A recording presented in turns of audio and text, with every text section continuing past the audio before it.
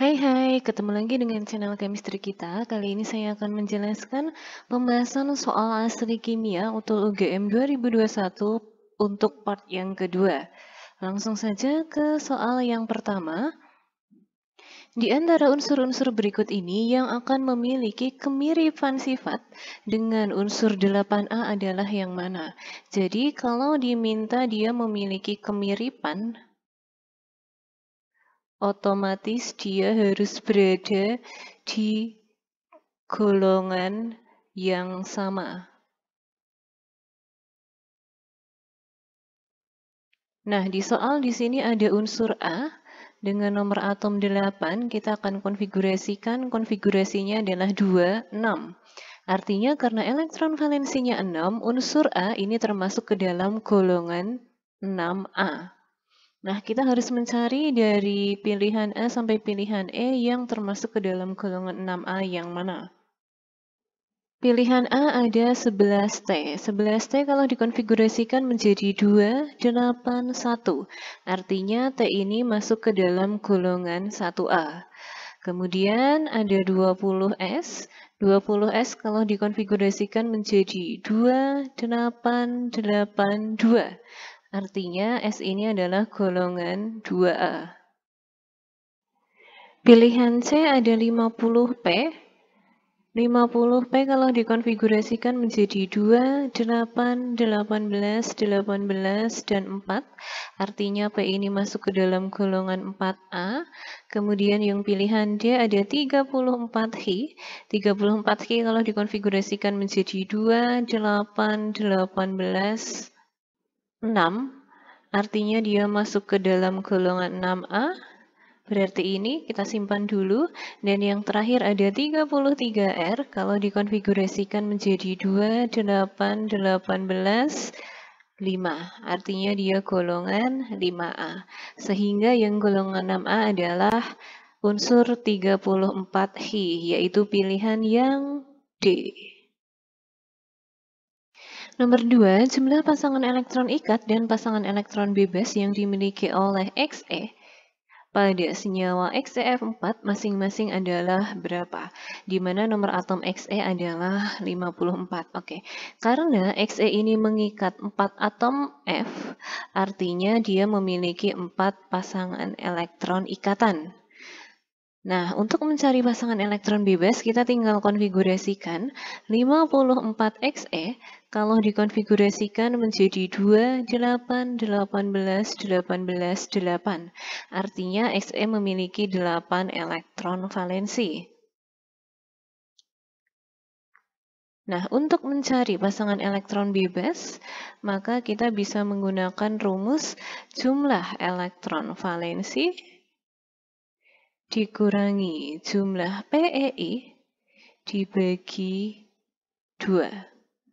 Jumlah elektron valensi atom pusatnya adalah 8, kemudian jumlah yang diikat ini tadi 4, karena Xe mengikat 4 atom F, berarti dikurangi 4, dibagi 2. 8 kurangi 4 adalah 4, dibagi 2 hasilnya adalah 2. Sehingga ini artinya dia memiliki 2 PeB. Dengan kata lain, nanti atom pusat Xe ini memiliki 4 pasangan elektron ikatan dan 2 pasangan elektron bebas. Sehingga nomor 2 jawabannya adalah pilihan yang C. Nomor 3, peluruhan radon 198 dengan nomor atom 86 akan menghasilkan inti polonium 194 dengan nomor atom 84 dan partikel apa? Oke, di sini radon ini adalah Rn. Kemudian nomor masanya tadi adalah 198, nomor atomnya adalah 86. Meluruh berarti anak panah menjadi polonium dengan nomor massa 194 dan nomor atom 84. Nah, intinya dalam peluruhan suatu radioaktif, ini nanti total baik nomor massa maupun nomor atom sebelah kiri harus sama dengan total nomor massa atau nomor atom sebelah kanan. Oke, di sini nanti sinar yang dipancarkan saya simbolkan X terlebih dahulu. Untuk sisi sebelah kiri, nomor massanya adalah 198, sisi kanan baru 194. Agar sama berarti perlu 4 lagi. Kemudian untuk nomor atomnya, di sebelah kiri sudah ada 86, di sebelah kanan baru ada 84, agar menjadi 86 berarti kurang 2. Nah, suatu partikel yang muatannya 42 ini adalah partikel alfa atau helium. Nah, ini adalah daftar muatan suatu partikel atau gelombang secara lengkap. Pilihan A kan tadi adalah alfa. Alfa di sini simbolnya adalah seperti ini. Dengan notasi 42, dia sama saja dengan helium. Kemudian kalau beta, ini adalah beta, itu notasinya adalah 0-1 beta. Kemudian untuk elektron di sini 0-1e. Proton 11P dan neutron 10N. Sehingga nomor 3 yang cocok adalah pilihan yang A, yaitu partikel alfa. Nomor 4, logam Na seberat 4,6 gram dimasukkan ke dalam etanol murni sehingga terjadi reaksi menghasilkan natrium etoksida atau C2H5ONa dan gas H2. Apabila gas H2 yang dihasilkan dari reaksi tersebut dibakar, maka volume gas H2 pada keadaan STP adalah berapa? Oke. Di sini ada natrium atau Na ya dalam hal ini direaksikan dengan etanol. Oke, kita akan cari rumus etanol terlebih dahulu. Etanol, oke. Ol ini adalah gugus alkohol, berarti dia adalah OH. Eta ini jumlah C-nya adalah 2, berarti di sini C. Oke, kita tinggal lengkapi saja. Di sini H2 berarti di sini H3. Oke, kita tinggal hitung saja jumlah masing-masing atomnya. C-nya di sini ada 1, 2. Kemudian jumlah H di rantai C-nya ada 3 dan 2, yaitu 5. Berarti C2H5 gugusnya adalah OH. Oke, berarti Na ditambah C2H5OH menghasilkan natrium etoksida dengan rumus C2H5ONa dan H2. Oke, kita setarakan dulu. Na di sebelah kiri 1, di sebelah kanan 1, C di sebelah kiri 2, di sebelah kanan 2, H di sebelah kiri di sini 5 ditambah 1, 6. Nah, di sebelah kanan baru ada 5, agar menjadi 6 kan kurang 1. Nah, di sini kan 2, agar menjadi 1 berarti saya kali setengah. Kemudian O di sebelah kiri 1, di sebelah kanan 1. Oke, ini sudah setara. Nah, tadi natrium ini memiliki nilai massa. Kalau dia memiliki nilai massa, berarti saya bisa mencari nilai mol dengan rumus massa dibagi dengan AR. Massanya di situ adalah 4,6, kemudian AR-nya di soal adalah 23. 4,6 dibagi 23 adalah 0,2 mol.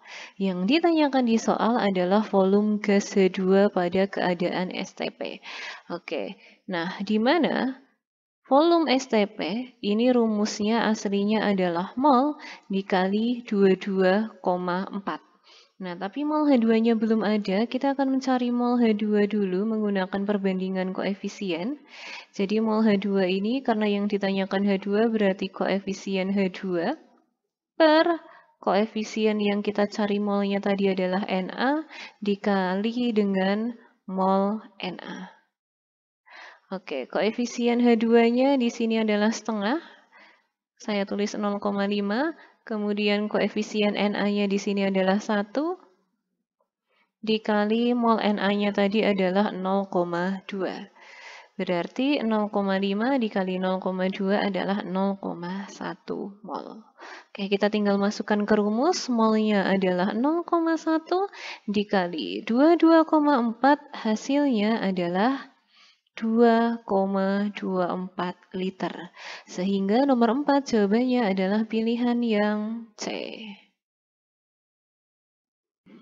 Nomor 5, jika KSP MOH2 pada suhu tertentu adalah 4 kali 10 pangkat negatif 12, maka kelarutan MOH2 pada pH 12 adalah berapa? Oke, pH 12 ini kita tahu bahwa dia adalah pH suatu basa. Artinya kalau basa nanti kita harus mencari OH-. Nah, kita cari pOH terlebih dahulu. pOH ini rumusnya adalah 14 dikurangi pH. Berarti 14 dikurangi 12 hasilnya adalah 2. Sehingga nilai OH-nya adalah 10 pangkat negatif 2. Oke, tadi di soal di sini ada MOH2. Nah, MOH2 kita ionkan dulu. MOH2 kalau diionkan di sini menjadi M2 plus 2OH-. Nah, sehingga rumus KSP-nya di sini adalah M2 plus ini, konsentrasi M2 plus, dikali di sini ada OH- berarti dikali OH-, karena koefisien OH-nya 2 berarti pangkatnya adalah 2. KSP-nya tadi sudah ada yaitu 4 kali 10 pangkat negatif 12. Kemudian M2 plusnya ini yang harus kita cari kelarutannya. Kemudian OH-nya tadi sudah kita cari yaitu 10 pangkat negatif 2 pangkat 2. Sehingga 4 kali 10 pangkat negatif 12 sama dengan M2 plus dikali 10 pangkat negatif 4. Sehingga M2 plus ini sama dengan 4 kali 10 pangkat negatif 12 per 10 pangkat negatif 4. Hasilnya adalah 4 kali 10 pangkat negatif 8. Nomor 5, jawabannya adalah pilihan yang E. Nomor 6, untuk reaksi X plus Y menjadi produk diperoleh data sebagai berikut, ada 3 data. Pertanyaannya, berdasarkan data ini, maka order reaksi totalnya adalah berapa? Kalau mau mencari order total, berarti kita mencari order masing-masing zat. Misal kita akan mencari order X. Kalau kita mencari order X, berarti lihat dua data Y yang sama. Lihat data Y yang sama. Oke, di sini data Y yang sama yaitu data 1 dan data 3. Berarti kita akan membandingkan data 1 dibanding data 3. Karena di sini yang diketahui adalah data laju, maka nanti dia berbanding lurus. Jadi V3 per V1 sama dengan X data ke-3 pangkat X per X data ke-1 pangkat X. Oke, V3-nya tadi adalah 27, V data ke-1-nya adalah 3, kemudian X data ke-3-nya adalah 0,06, data ke-1-nya adalah 0,02, pangkat X. Oke, sehingga 27 bagi 3 yaitu 9, 0,6 dibagi 0,2 yaitu 3 pangkat X, sehingga X sama dengan 2. Selanjutnya kita akan mencari order Y. Kalau kita mencari order Y, berarti kita lihat dua data X yang sama. Data X yang sama. Oke, di sini data X yang sama yaitu ada data 2 dan data 3. Artinya kita akan menggunakan data 2 dan data 3. Oke, ini boleh dibolak-balik ya, boleh V2 per V3, boleh V3 per V2. Kenapa saya menggunakan ini nanti V3 per V2? Agar pembagiannya bulat, tidak pecahan. Jadi V3 per V2 sama dengan Y data ke-3 pangkat Y per Y data ke-2 pangkat Y. Oke, V data ketiganya adalah 27, V data keduanya adalah 9, Y data ketiganya adalah ini 0,06, kemudian data keduanya adalah 0,02. Jadi per 0,02 pangkat Y. Oke, 27 bagi 9 yaitu 3, kemudian 0,06 dibagi 0,02 adalah 3 pangkat Y, sehingga Y sama dengan 1. Nah, untuk mencari order total, kita tinggal totalkan X dan Y-nya, X plus Y. X-nya tadi hasilnya 2, Y hasilnya 1, sehingga totalnya adalah 3. Nomor 6, jawabannya adalah pilihan yang D. Nomor 7, suatu larutan dibuat dengan cara mencampurkan 100 ml asam lemak HX 0,1 m dengan 10 ml KOH 0,2 m. Jika tetapan keseimbangan ionisasi asam HX adalah 2 kali 10 pangkat negatif 4, maka pH yang terjadi adalah berapa? Oke, tetapan ionisasi asam ini nanti sama dengan nilai Ka ya. Oke. Nah, karena di sini ada asam dan basa, kita reaksikan dulu bahwa HX kalau ditambah dengan KOH di sini akan menghasilkan KX plus H2O. Kita hitung mol masing-masing terlebih dahulu, bahwa mol ini rumusnya adalah molaritas kali volume. Molaritas dari HX adalah 0,1, volumenya adalah 100, hasilnya adalah 10 milimol. Sedangkan yang KOH sama rumusnya yaitu molaritas kali volume. Molaritasnya yaitu 0,2, volumenya 10, hasilnya adalah 2 milimol. Oke, kita akan MRS. Ingat dalam MRS sebelah kiri dikurang, sebelah kanan ditambah mula-mula produk strip. Oke, di sini tadi untuk mol HX-nya adalah 10, mol KOH-nya adalah 2. Yang habis yaitu yang KOH. Agar habis berarti di sini adalah 2. Untuk mencari mol yang lain kita tinggal perbandingan koefisien. KOH untuk koefisien 1 nilai molnya 2, HX koefisien 1 juga berarti 2 juga, KX koefisien 1 berarti juga 2.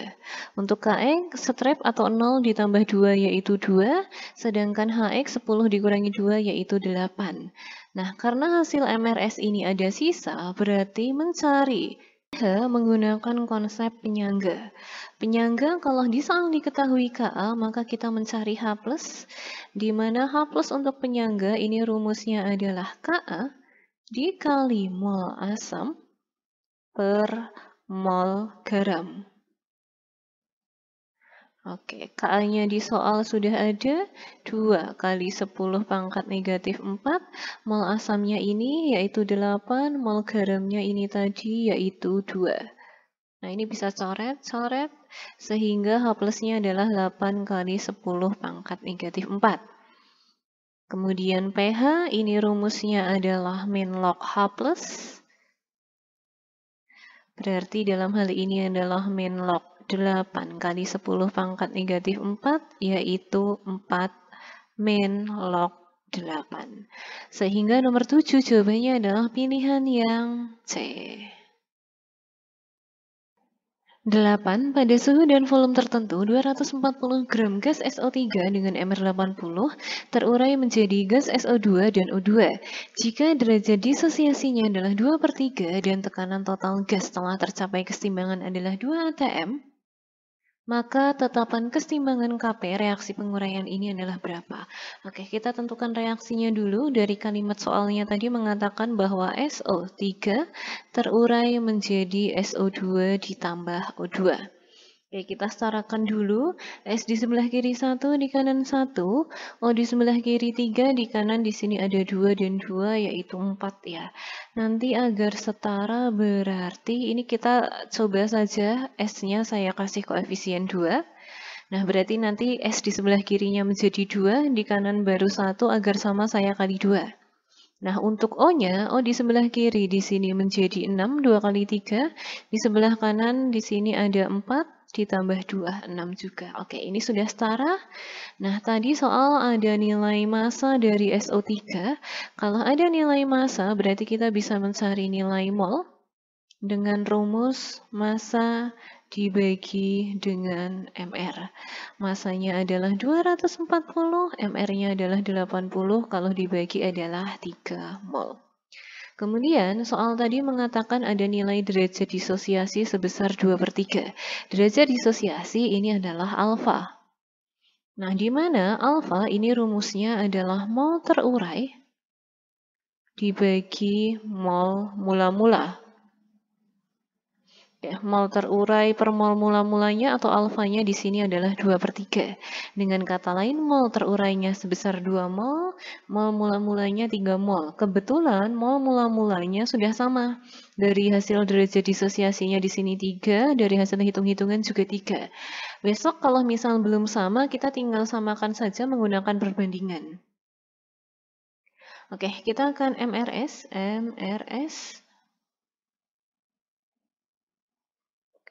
Mol mula-mula SO3 tadi adalah 3, mol terurainya dari hasil derajat disosiasinya di sini adalah 2. Oke, mencari mol yang lain kita tinggal perbandingan koefisien.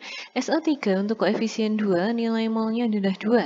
SO2 koefisiennya juga 2, berarti molnya 2 juga.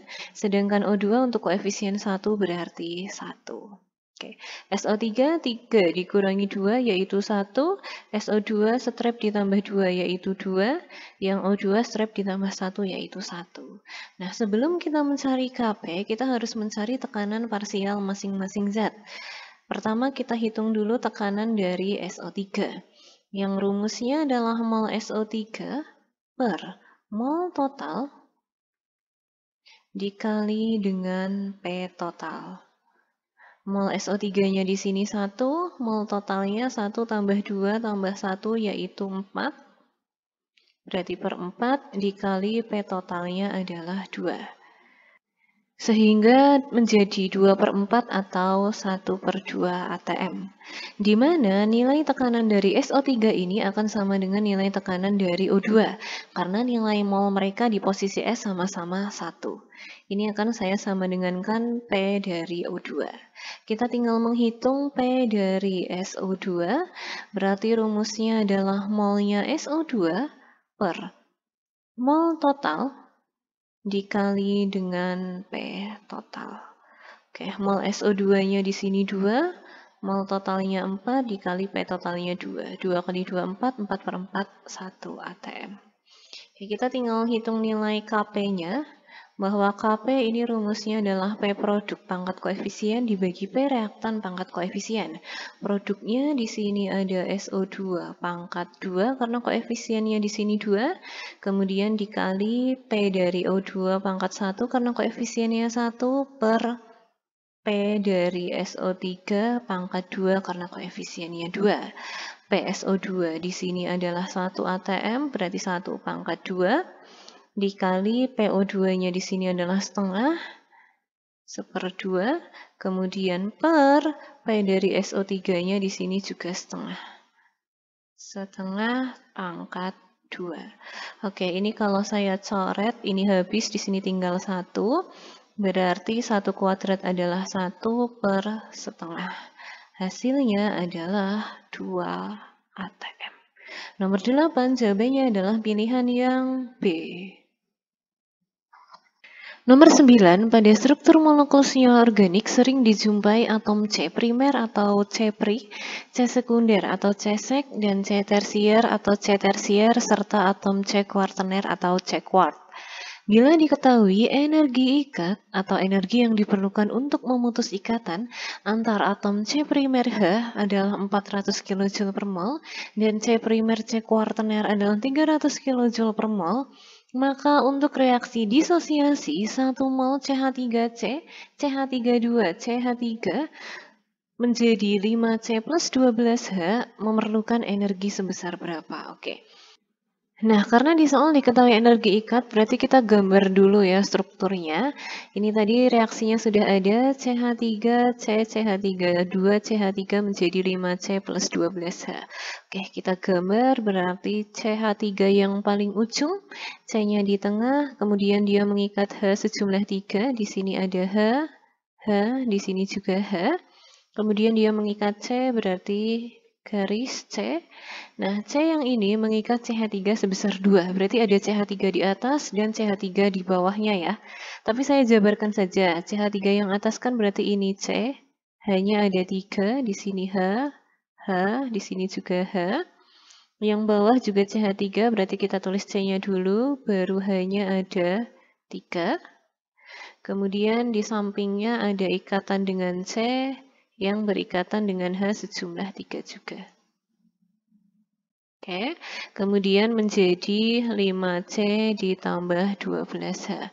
Kalau di soal ada kata kunci energi ikat, maka mencari delta H, ini rumusnya adalah sigma energi ikat total sebelah kiri dikurangi sigma energi ikat total sebelah kanan. Oke, di sebelah kiri kita hitung saja. Ikatan C dengan H-nya ada 1, 2, 3, 4, 5, 6, 7, 8, 9, 10, 11, 12. Oke, di sini ada 12CH. 12CH, kemudian ada ikatan CC-nya ada 1, 2, 3, 4. Berarti ditambah 4 ikatan C dengan C. Ini yang sebelah kiri. Nah, bagaimana yang sebelah kanan? Karena energi ikat, yang namanya ikat itu kan nanti harus berikatan antara atom yang satu dengan atom yang lain. Nah, karena di sini hanya ada satu atom C, dia berdiri sendiri, ada atom H yang berdiri sendiri, maka jelas nanti dia tidak memiliki energi ikat atau nilainya adalah 0. Kita tinggal masukkan angkanya saja. Berarti 12 dikali CH-nya tadi di sini 400. Ditambah 4 dikali CC-nya yaitu 300. 12 dikali 400 yaitu 4.800, kemudian 4 kalau dikali 3 yaitu 1.200. Sehingga 4.800 ditambah 1.200 yaitu 6.000. Nomor 9 jawabannya adalah pilihan yang D. Nomor 10, jika 3 gram suatu senyawa non-elektrolit dilarutkan ke dalam 100 ml air dengan nilai Kb 0,52 derajat Celcius per molal, titik didih larutan yang terjadi adalah 100,26 derajat Celcius. Maka nama senyawa tersebut yang mungkin adalah yang mana? Oke, di soal ini sudah ada nilai titik didih ya, atau TB, sebesar 100,26. Nah, kalau sudah ada TB, kita tinggal mencari delta TB dengan cara mengurangkan dengan 100, karena air mendidih pada suhu 100. Hasilnya adalah 0,26 derajat Celcius. Di mana delta TB untuk suatu zat non-elektrolit, ini rumusnya adalah Kb dikali dengan molalitas. Karena molalitasnya belum ada, berarti saya jabar rumus ya. Berarti di sini akan saya jabarkan menjadi massa per mr dikali 1000 per P. Oke, delta TB-nya sudah kita hitung tadi 0,26, kemudian KB-nya yaitu 0,52, massanya 3, mr-nya kita cari, pelarutnya sebesar 100. Oke, ini sama ini bisa kita coret di sini 2, ini bisa kita coret. Sehingga MR sama dengan 2 kali 3 yaitu 6, 6 kali 10 yaitu 60. Nah, kita harus mencari dari pilihan A sampai pilihan E mana yang MR-nya. Nah, yang A ada asam asetat. Asam asetat ini cuka ya. Dimana kita tahu asam asetat atau cuka ini rumusnya adalah CH3COOH. Kita hitung MR-nya saja, ARC di sini 12. Kemudian ARH-nya 1, karena ada 3 berarti 1 kali 3 yaitu 3. ARC lagi yaitu 12. O-nya di sini ada 2, berarti 2 dikali ARO-nya 16. Ditambah hanya ada 1, berarti ditambah 1. Ini totalnya 12 tambah 3, 15. 15 ditambah 12 yaitu 27. 27 ditambah 32. Yaitu 59 ditambah 1, 60. Oke, ini aslinya 60. Tapi hati-hati, kita perlu ingat bahwa asam asetat atau cuka ini adalah suatu asam lemah, yang mana dia termasuk dalam elektrolit lemah. Padahal soal mengatakan dia adalah suatu senyawa non-elektrolit. Berarti asam asetat jelas bukan. Pilihan yang B di sini ada urea. Urea ini rumusnya adalah CONH2. 2 kali. Oke, kita hitung MR-nya. ARC 12, ARO 16, ARN 14.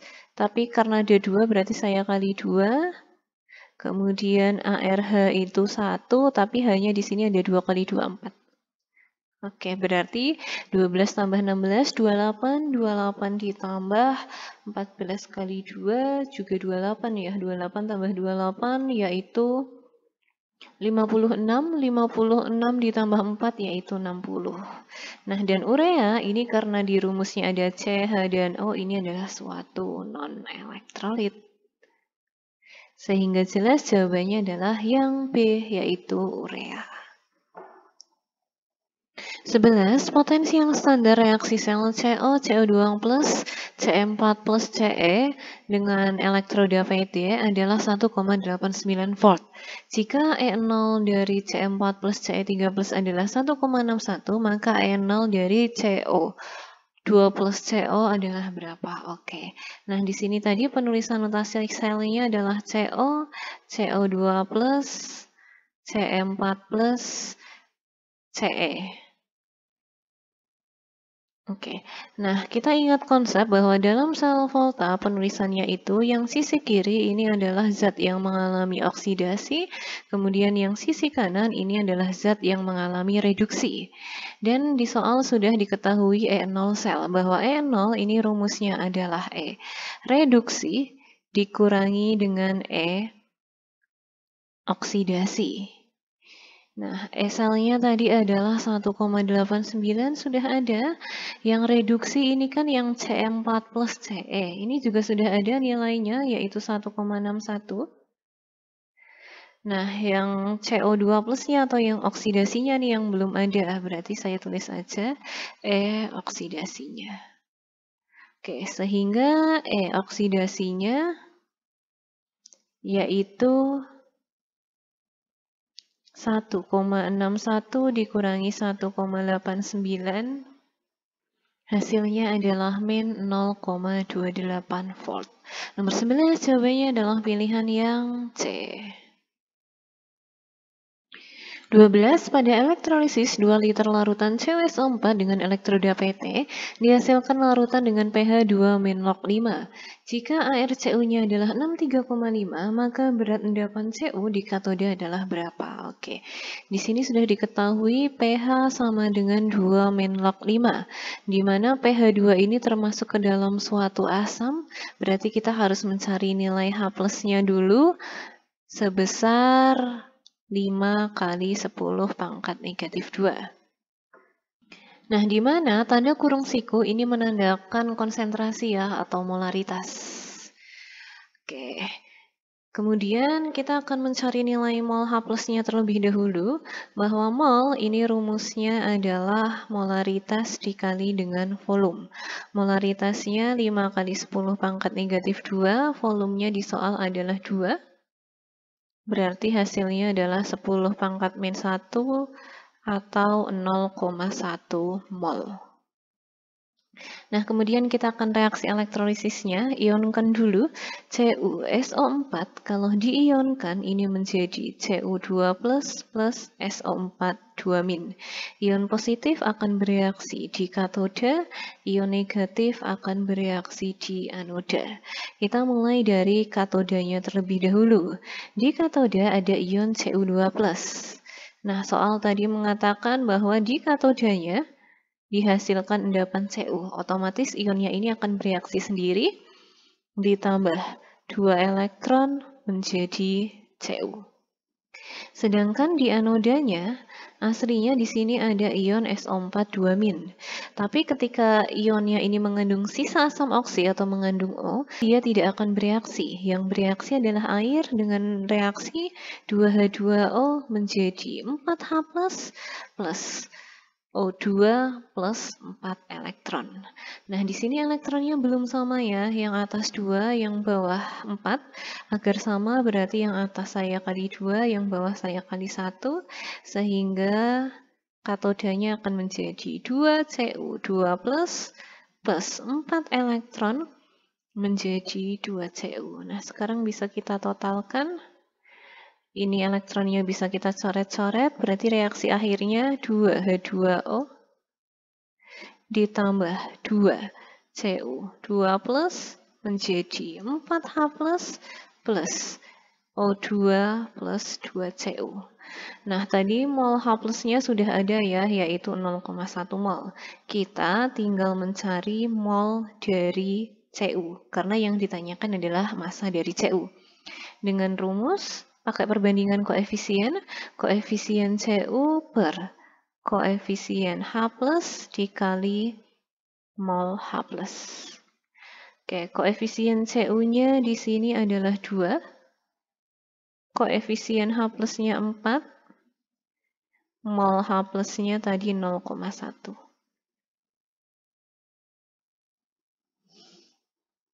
Hasilnya adalah 0,05 mol. Kemudian yang ditanyakan adalah massa. massa Cu, di mana massa ini rumusnya adalah mol dikali AR. Oke, molnya sudah ada 0,05, AR-nya adalah 63,5. Hasilnya adalah 3,175. Sehingga nomor 12 jawabannya adalah pilihan yang B. 13. Meskipun berat molekulnya hampir sama, titik didih amonia atau NH3 lebih rendah dibandingkan dengan titik didih air atau H2O. Oke, jadi di sini kalau kita lihat H2O dan NH3, ini dia sama-sama memiliki ikatan hidrogen. Apa itu ikatan hidrogen? Ikatan hidrogen ini adalah ikatan yang terbentuk antara H dengan unsur yang memiliki keelektronegatifan tinggi seperti F, O, atau N. Nah, biasanya yang memiliki ikatan hidrogen selain H2O dan NH3 itu ada HF. Nah, di mana titik didih dari ketiga senyawa tersebut yang paling besar, kita pegang konsepnya saja. Konsep bahwa titik didih dari H2O ini lebih besar dibandingkan HF, dia juga lebih besar dibandingkan dengan NH3. Sehingga pernyataannya di sini benar. Kemudian alasannya, ikatan hidrogen antar molekul air lebih kuat dibandingkan antar molekul amonia. Iya, jadi karena ikatan hidrogen antar molekul air atau H2O ini lebih besar daripada amonia, maka titik didihnya air pun lebih tinggi daripada amonia.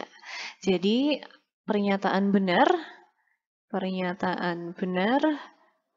kemudian alasan benar, dan dia berhubungan.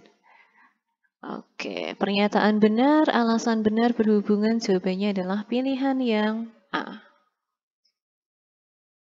14. Laju reaksi dipengaruhi oleh suhu.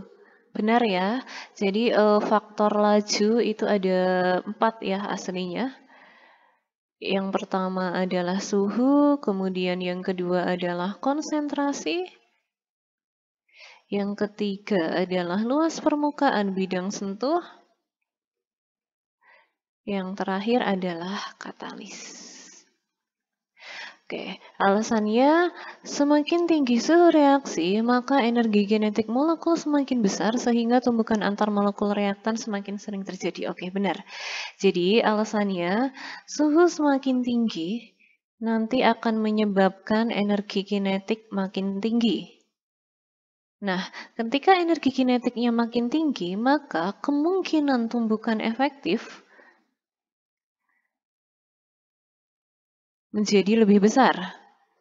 Nah, ketika tumbukan efektifnya ini semakin besar, maka laju makin cepat. Sehingga ini juga pernyataan benar, alasan juga benar, dan dia berhubungan. Berarti pernyataan benar, alasan benar berhubungan, jawabannya adalah pilihan yang A. Nomor 15, molekul 2,2 dimetilpropana, 2 metilbutana, dan pentana memiliki rumus molekul yang sama yaitu C5H12. Tetapi titik didih cairan 2,2 dimetilpropana lebih besar daripada 2 metilbutana dan lebih besar daripada pentana. Oke, kita analisis saja. Jadi konsepnya gini. Pada rumus molekul yang sama,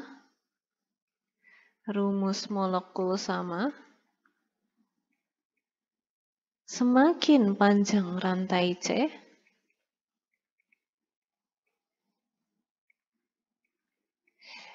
titik didih makin besar. Oke, kita akan hitung saja jumlah rantai utamanya. 2,2 dimetilpropana. Propa berarti jumlahnya 3. Kemudian 2 metilbutana ya, buta ini jumlahnya 4. Sedangkan penta ini jumlahnya 5. Otomatis yang paling panjang yang pentana. Berarti kan salah. Harusnya nanti ini pentana dulu, baru 2 metilbutana, baru yang paling kecil titik didihnya adalah 2,2 dimetilpropana. Oke, kemudian alasannya luas singgung permukaan antar molekul 2,2 dimetilpropana lebih besar daripada 2 metilbutana, lebih besar daripada pentana. Oke, kita gambar saja. Misal kita akan gambar 2,2 dimetilpropana. Kita gambar tiga-tiganya saja biar mudah menganalisisnya. Kemudian 2 metilbutana. Gambar juga pentana. Pentana dulu ya yang kita gambar. Penta jumlah C-nya 5. 1, 2, 3, 4, 5. Kemudian 2 metilbutana. Buta jumlah C-nya 4 ya. 1, 2, 3, 4. Kemudian di cabang nomor 2 ada metil, ini 1, sini 2. Metil itu berarti CH3, kita tinggal lengkapi H-nya. H3, H, H2, H3. Yang ini propana, propa jumlah C-nya 3. Di cabang nomor 2 dan 2 ada metil, berarti di sini ada CH3, di sini ada CH3. Oke, nah kita analisis luas singgung itu seperti bagaimana dia berikatan dengan senyawa-senyawa lainnya. Kalau 2 metilpropana, ini dia bisa bersinggungan dengan molekul yang lain hanya dari bagian luarnya saja, bagian sini, ini, sini, dan sini. Sedangkan yang tengah ini tidak dapat bersinggungan dengan molekul yang lain karena dia isinya adalah cabang. Berarti kan dia luas permukaan singgungnya hanya kecil, hanya bagian atas, kiri, bawah, dan kanan. Sedangkan 2 metilbutana ini bisa dari posisi atas yang ini CH3, atas, atas, atas. Nah, ini bisa dari bawah sini, dan di sini. Artinya dari atas bisa 4, dari kiri, kanan, yang bawah hanya bisa 3. 1, 2, 3. Sedangkan yang area cabang ini tidak bisa bersinggungan dengan molekul lain. Sedangkan yang pentana ini bisa dari seluruh arah.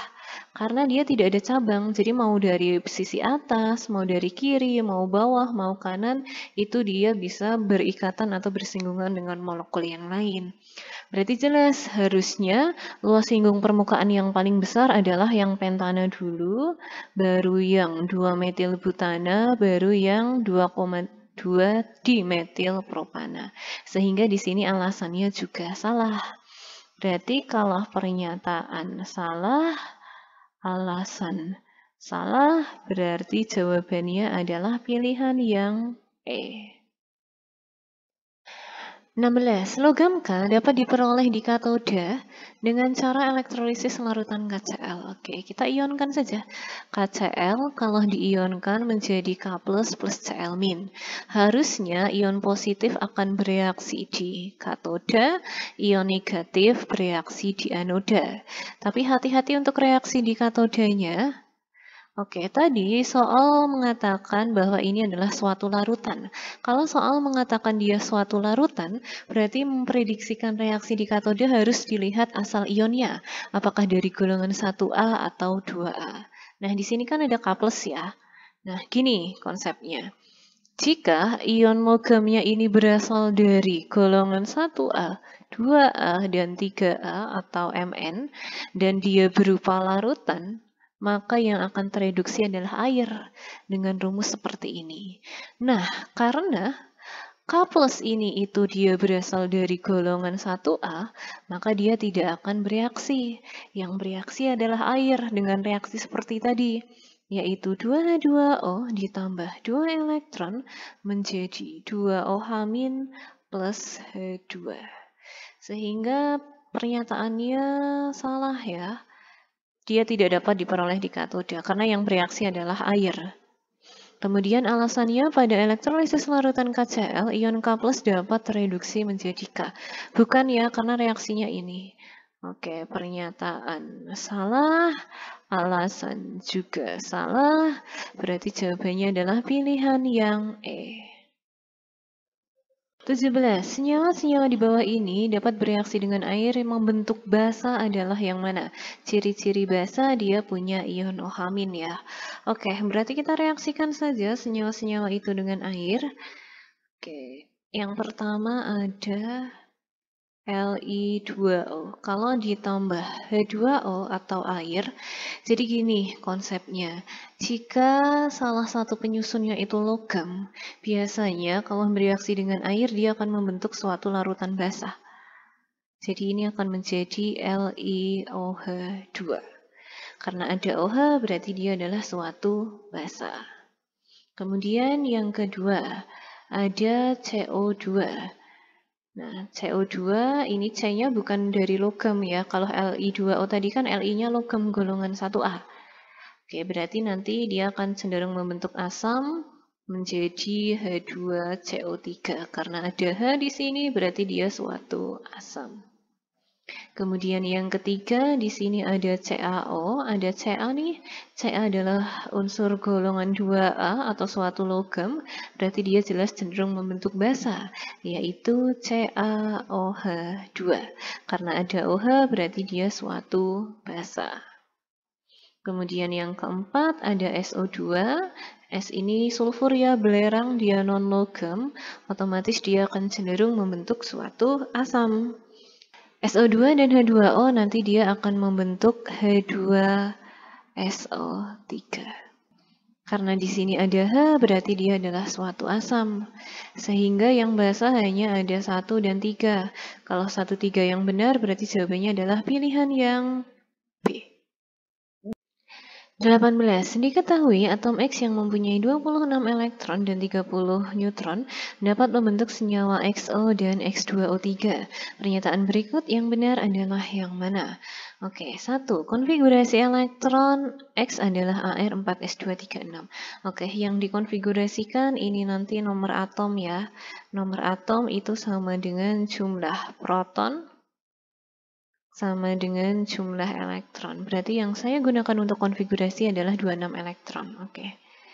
26X kalau dikonfigurasikan menjadi AR 4S2 3D6. Oke, berarti pernyataan 1 benar. Kalau 1 benar otomatis 3 benar. Kemudian nomor 2, X dapat membentuk lebih dari satu bilangan oksidasi. Tadi soal pun bilang bahwa X ini dia dapat membentuk 2 senyawa, yaitu XO dan X2O3. Kalau dia bisa membentuk 2 senyawa, otomatis dia memiliki lebih dari satu bilangan oksidasi. Karena apa?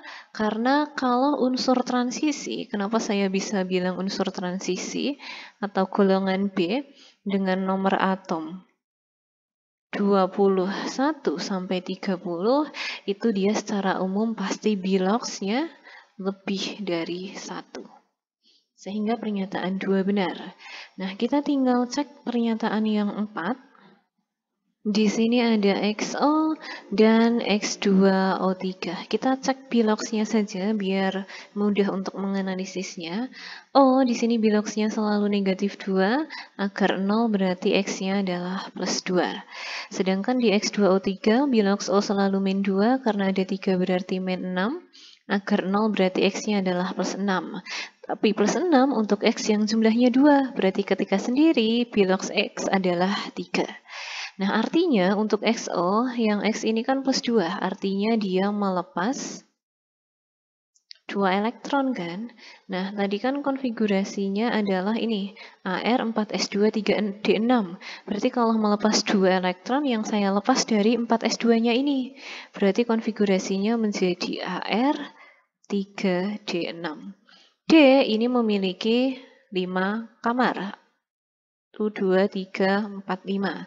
Isi elektronnya ada 6. 1, 2, 3, 4, 5, 6. Oke. Di sini yang berpasangan hanya ada 1 pasang, sedangkan 4 lainnya tidak berpasangan. Berarti dia kurang stabil. Tapi kita cek dulu untuk X2O3. Di sini karena plus 3, artinya dia melepas 3 elektron. Nah, kalau melepas 3 elektron, yang 2 elektronnya dari kulit 4S, yang 1 elektronnya dari 3D. Berarti nanti konfigurasinya menjadi Ar3D5. D ini memiliki 5 kamar ya, 1, 2, 3, 4, 5. Elektronnya ada 5, 1, 2, 3, 4, 5. Nah, yang seperti ini dikatakan setengah penuh. Kalau setengah penuh, ini pasti dia lebih stabil dibandingkan dengan yang ini tadi, yang ada yang berpasangan dan tidak berpasangan. Jadi yang nomor 4 ini salah ya. Harusnya yang lebih stabil adalah X2O3. Sehingga karena yang benar saja hanya 1, 2, 3, jawabannya adalah pilihan yang A. 19. Pada suatu percobaan laju reaksi P ditambah Hi menjadi produk, jika konsentrasi P dibuat tetap dan konsentrasi Hi dijadikan 2 kali, maka laju reaksi menjadi 4 kali. Oke, saya buat dulu saja deh. Berarti persamaan reaksinya dulu itu menjadi V sama dengan K dikali P pangkat X dikali Hi pangkat Y. Karena yang masuk ke dalam persamaan laju ini hanya reaktan. Nah, dari pernyataan 1 tadi dikatakan bahwa ketika P-nya dibuat tetap itu saya anggap 1 pangkat X, dan Hi-nya dibuat 2 kalinya, berarti pangkat Y, lajunya menjadi 4. Berarti kemungkinan besar nanti di sini, biar menjadi 4 kan 2-nya pangkat 2. Nah, satunya ini bisa berapapun X-nya, karena 1 pangkat berapapun tetap 1. Nah, itu dari pernyataan 1. Sedangkan dari pernyataan 2, sedangkan jika konsentrasi P dan Hi sama-sama dibuat 2 kali, lajunya menjadi 4 kali. Oke, berarti ini 2 pangkat X dikali 2 pangkat Y kan, lajunya menjadi 4. Nah, tadi dari pernyataan yang pertama, ini Y-nya jelas sudah 2, berarti ini 2 pangkat 2. Nah, agar lajunya tetap 4, berarti yang X ini dia harus pangkat 0. Sehingga nanti dari sini akan ketahuan V sama dengan K, P pangkat 0, Hi pangkat 2. Oke. 1. Order reaksi terhadap P adalah 0, sedangkan terhadap Hi adalah 2. Oke. Berarti benar ya. 1 benar, berarti 3 juga benar. Kemudian nomor 2, satuan tetapan laju reaksi adalah mol min 1 dikali liter dikali second pangkat min 1. Oke, jadi tadi kan persamaannya V sama dengan K dikali P pangkat 0 dikali Hi pangkat 2. Atau karena P-nya pangkat 0 tidak perlu saya tulis, persamaannya menjadi V sama dengan K dikali Hi pangkat 2. V ini adalah laju ini satuannya adalah molaritas per second. Kemudian K-nya kita cari satuannya, kemudian Hi kalau tanda kurung siku berarti molaritas ya. Pangkat 2. Oke, berarti kan ini nanti sama dengan M dikali S pangkat min 1 sama dengan K dikali M pangkat 2. Ini coret, di sini tinggal 1. Sehingga K ini sama saja S pangkat min 1 per M. Di mana M ini sama aja mol per liter. Berarti kalau saya rubah, ini akan menjadi S min 1 dikali L dikali mol min 1. Oke, berarti mol min 1 L S min 1 benar ya? Oke, berarti kita cek saja yang keempat. Jika konsentrasi P dijadikan 2 kali dan Hi tetap, maka lajunya menjadi 2 kali. Oke, kita coba saja. Tadi soal minta P-nya 2 kali, berarti 2 pangkat 0. Sedangkan Hi-nya tetap itu berarti 1 pangkat 2. Sehingga 2 pangkat 0 1 dikali 1 ya 1. Berarti salah. Sehingga nomor 19, 1, 2, 3 yaitu pilihan yang A. Nomor 20, senyawa organik di bawah ini yang mempunyai isomer geometri cis-trans adalah yang mana? Cis-trans ini hanya dimiliki oleh suatu alkena, sehingga nanti dalam namanya harus ena. 1 ena, 2 ena, 3 ena, 4 ana. Otomatis yang 4 bukan. Kita tinggal cek 1, 2, 3. Gambar saja. Kalau mau cis berarti cis ini bersebelahan. Kalau trans berarti dia harus berseberangan.